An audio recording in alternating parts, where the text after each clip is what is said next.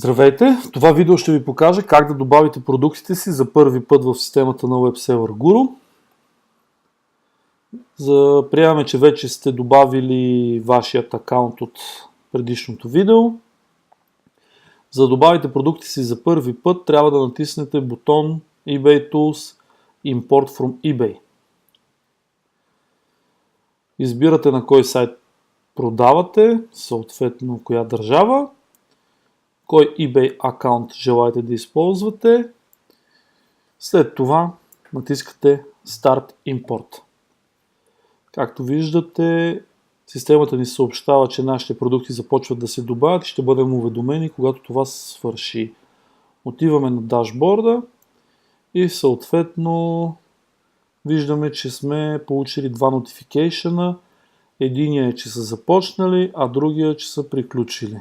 Те фигурират и в Last Notification. Ако кликнете на Import продукт, ще видите, че са били генерирани скута за продуктите, тъй като те са нямали, и са били добавени два продукта, толкова имаме в тестовия акаунт в момента.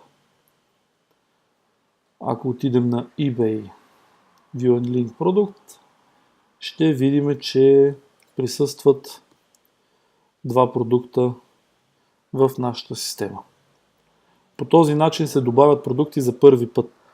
От тук насетне системата ще взима продуктите ви автоматично, след като вие ги добавите в eBay. Те ще се добавят в WebSeller Guru автоматично.